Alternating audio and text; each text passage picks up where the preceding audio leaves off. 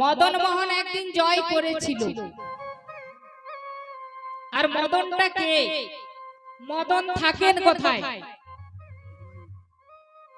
আমরা প্রত্যেকটি মায়েরা ওই মদনকে নিয়ে ঘরে বাস করি, ওই মদনকে নিয়ে বাস করি। কিন্তু মদনটা কে?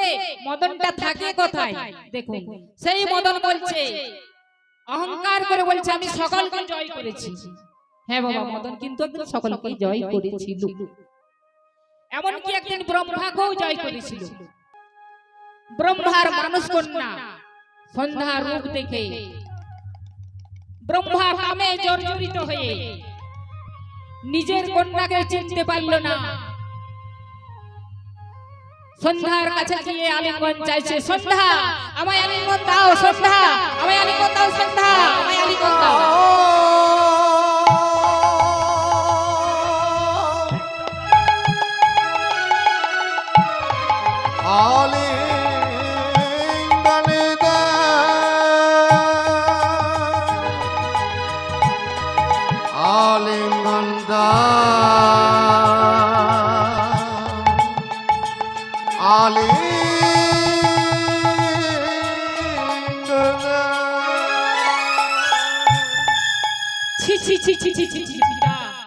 আমি তব কন্যা, এই আমায় লজ্জার কথা বলো পিতা।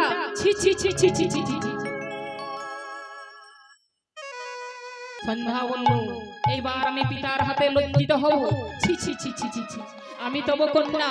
সন্ধ্যা করলো কি, সঙ্গে সঙ্গে ছুটতে ছুটতে কোনো উপায় না পেয়ে কাঁদতে কাঁদতে কৈলাসের নিকট পথ দিয়ে চলে যাচ্ছে। ও গো কে কোথায় আছো?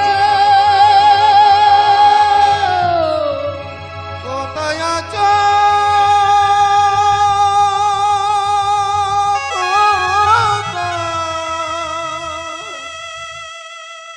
আমার পিতার হাত থেকে আমাকে বাঁচিয়ে না,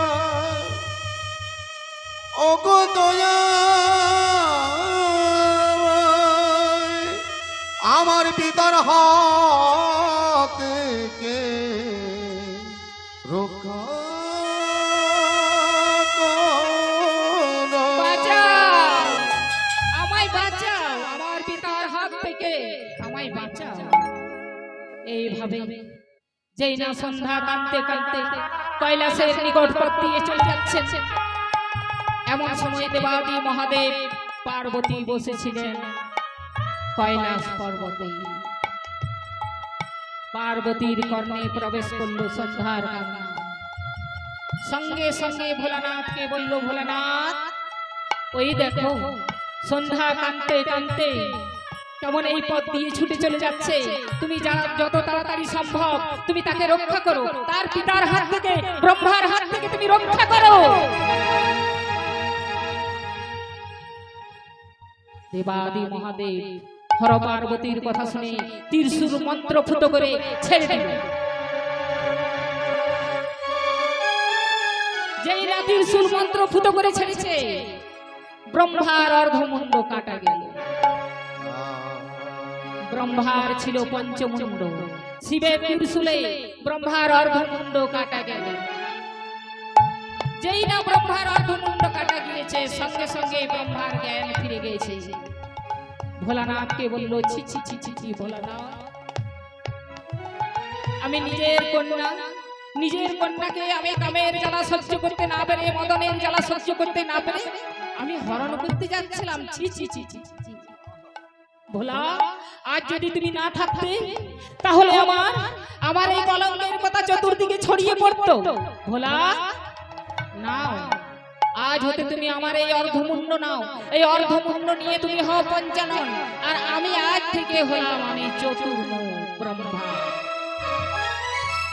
সেই দিন থেকে শিবের ত্রিশূলে অর্ধমুণ্ডন কাটা গিয়েছিল। তাই ব্রহ্মা হলো আজ থেকে চতুর্মুখ, আর দেবাদি মহাদেব হলেন পঞ্চমুখ। এদিকে সন্ধ্যা কাঁদতে কাঁদতে বলছে, হে ভোলানাথ, হে বাবা মহাদেব, হে বাবা তারেশ্বর, হে বাবা আসু আসু তো, আমার এই রূপ যৌবন খানা, এই রূপ যৌবন খানা যেন আমার কালীর মতো অন্ধকারের মতো কালি করে দাও। তাই আজ সেই মানুষ কন্যা সন্ধ্যা রূপ হয়ে গেল আজ অন্ধকারের মতো কালী।